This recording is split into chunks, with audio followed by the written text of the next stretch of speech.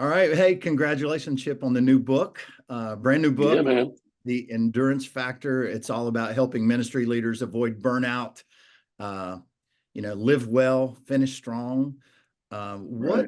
what prompted writing that book? I know your heart. I know your soul. I love your soul.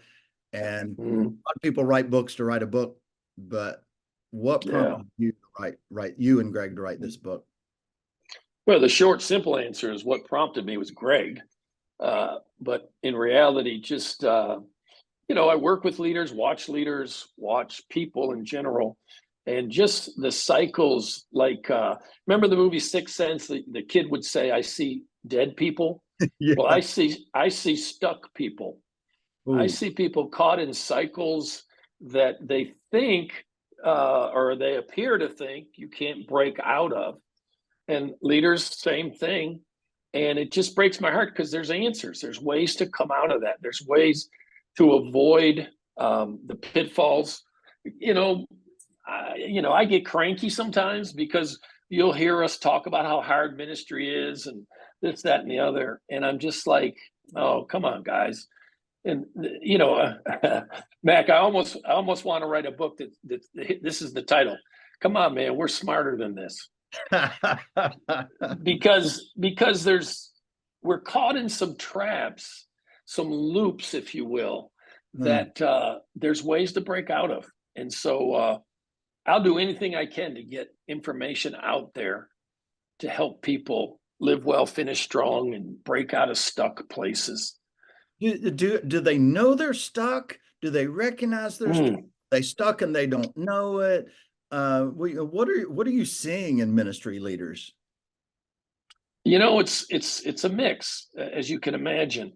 I think there's some that know they're stuck, and depends on how desperate they are.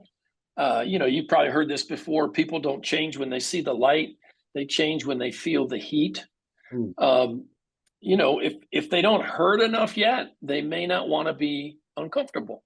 Yeah. But what I love about what I do, I say it this way, and obviously I'm exaggerating, but if someone has me back in their life a second time, that usually indicates they're hungry and they want to break the cycle.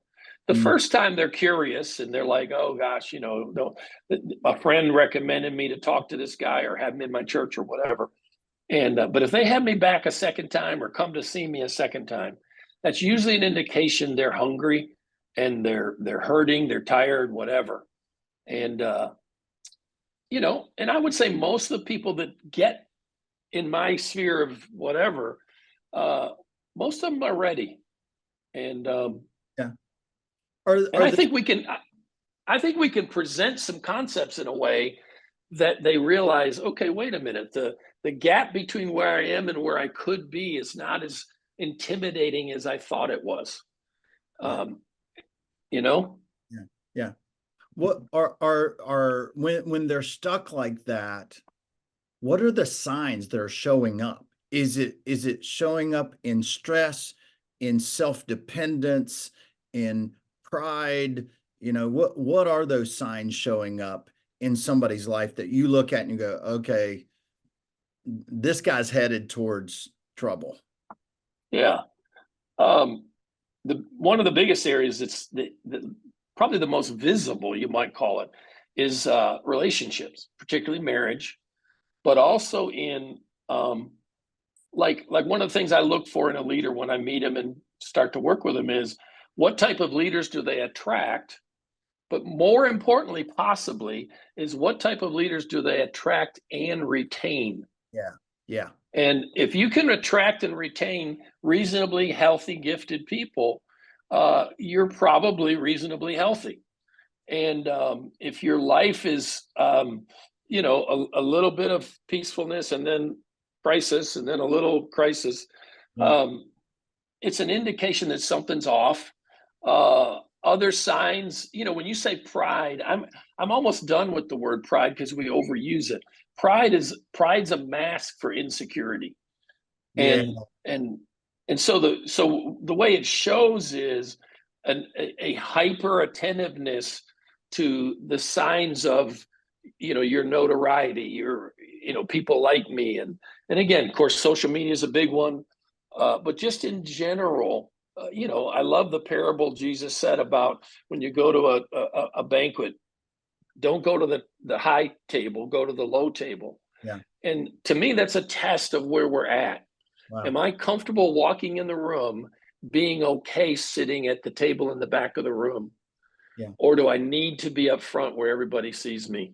And just a lot of indicators. It shows up in your health, shows up in your, do you know how to be present? Yeah. Do you really, and this is a tricky one for guys, do you really turn off when you take off? Wow. And most guys think they do. Oh, yeah, I shut off. The real test is, does your wife agree?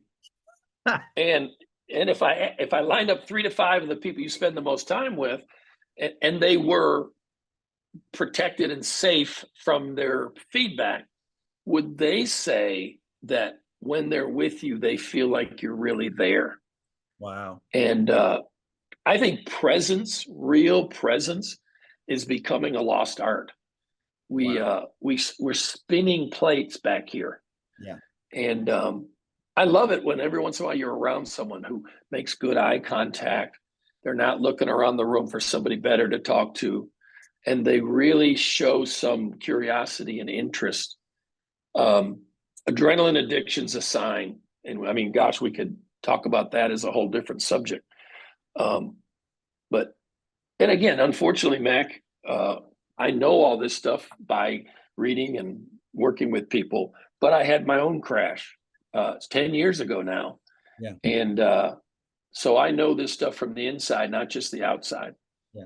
I know you work with ministry leaders daily. And so you're just getting reps seeing this. And Yeah. I love what you said about that retention, because I think it's easy for a leader to attract somebody based on their external leadership traits or what they've Yeah. accomplished, but you retain them from your internal, who you are. Yeah. And I Yeah. see this, and I know you do too all the time. Somebody will get hired by a church and they're excited about that pastor because that church is growing, that pastor is impressive. Then they get in the culture and they go, oh, Yep. I see an internal Yep. side of that pastor, and now Yep. it repels them away. They look for somewhere else because externally it looks good, but the Yep. internal part of that leader may not be good. One of Yeah. the things, yeah, I go call ahead. it getting behind the curtain. Once when you get behind the curtain, and the lights are off and the microphone's not on, life looks a little different. Yeah, yeah. What's the best way to challenge and prepare leaders for growth and life change in ministry? Hold on a second. Let me re-ask that question because I read it wrong, I think.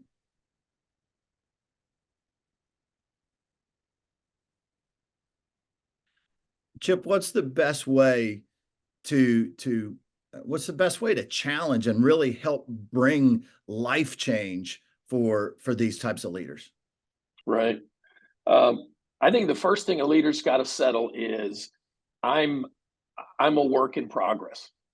No matter how good I am at whatever I do, no matter how successful I am, I'm a work in progress, and I need to be um, aware of, on the lookout for opportunities for me to grow. And what is growth? Mm. Growth is seeing something that's not the way it ought to be, and then submitting to some kind of a process to change that. Um, I would say the most common area God uses to get a leader's attention is relationships. Yeah, The number one being the marriage. yeah, Um, I say this everywhere I get a chance to say it. When I meet a leader, maybe it's a leader I've heard about or read his books or whatever. Here's my deal, Mac. I don't, I don't, I don't really care how big your church is. I don't care how many books you've written. Blah blah blah blah blah. If I really want to decide what kind of a man you are, I want to meet your wife. yeah, And if I can spend a little bit of time with you and your wife together, and I'm allowed to poke around and get a real feel for how things are working. Here's the deal. Marriage is a mirror. And in the mirror of your marriage, your real self is revealed the most accurately. So, dude, on stage 30 minutes, we can all act like we're super nice guys. My deal is the person who sleeps with you, does life with you 24/7, has kids and plans and whatever. If that person likes you and still respects you and still feels safe with you, you're probably doing life pretty well. And again, same thing with the leaders that are around you. If the leaders around you reflect like a mirror how you're really doing life, and ministry is a part of life, it isn't our life, it's just a part. And so I think a lot of it is number one, convincing leaders that you still need to grow. And number two, because of that, you need to be on the lookout for the opportunities God gives you to grow, but they're going to come wrapped in probably something uncomfortable. And you've got to learn to see the gift in that. Does that make sense? It makes a ton of sense. And I think a lot of those opportunities that God puts in front of us, we can get uncomfortable with them and push them aside, avoid them, or ignore them, or run from them. Absolutely. And Absolutely. face them and become what God wants us to become, because we find other ways to deal with that. You know, somebody confronts you, you don't accept, even if it's not fully true, you don't fully accept it. So you just cut them off instead of leaning in and listening and honoring the fact that they need to confront you and they have something to share with you. And so, but man, a lot of guys that just draw a circle and go, hey, I only want to hear what I want to hear. Invite it in if you're going to speak otherwise. And that limits growth. It might protect our ego, but it limits our growth. Yeah, what I like to challenge leaders with is this: the higher you go on the pyramid of power, the less truthful feedback you get. Yeah. And so if John 8:31 and 32 is true, that you'll know the truth and the truth will set you free, and truth is a presentation or encounter with reality, right? So if the higher you go on the pyramid of power, the food chain of authority, the less truthfulness you get, then a leader's got to be intentional and proactive about finding sources of truth. And here's what you know how you say things as gently and comically as you can. I tell people this: if you've got some people in your life, you don't need but about 3 to 5 of them that love you just the way you are, but they will speak the truth to you. So they love you and they'll speak the truth to you. You need to pay them whatever it costs to keep them in your life. Because here's an important thought: the trajectory of a leader is based on his relationship with truth. The biggest reason we plateau and then decline is an opportunity to encounter truth, growth came, and we said no thank you. And what happens is our life begins to crest and plateau. And 1 year, 3 years, 5 years down the road, we wonder why we're not as impactful as we once were. We wonder why we're not having the relationships we thought we would. And it's because we mishandled an opportunity to grow and change. For those leaders listening that, and again, your book is that endurance factor. It's how to avoid burnout. It's, how to deal with stress, those sort of things. And some great stories in the book of pastors you guys have worked with, your own stories as well. What's one small thing that a leader could do to reduce stress in their life? What's one small thing, one small tip that you would give this? I'm going to say it this way. It's going to sound like I'm not giving one small. Here's my formula for handling stress. And it's a formula, like pretend it's like math. Stress equals the resources you have minus the demands placed on you. So stress, think about it now, stress, the amount of stress in your life is the resources you have minus the demands.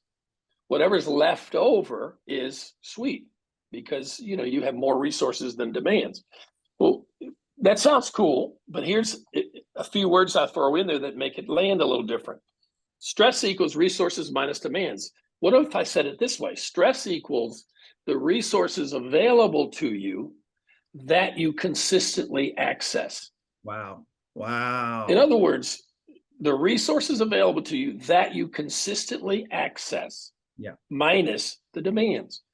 And if you want to lower your stress, you either raise your resources or lower your demands, right? But what I find is, gosh, this is so sad, Mac. Most leaders I'm around are so focused on ministry and the growth and the strategy and all that kind of stuff. It's becoming more rare to meet with a leader who wants to talk about an encounter with God they just had. Wow. Or this sweet moment in prayer they just had, or this revelation God just gave them. And what I mean is, we're not accessing the resources that are available to us. One of the sweetest moments you and I ever had was when we talked about the Father's love. Yeah. And you're either going to live from love or for love. You're either going to live from approval or for approval. Mm-hmm.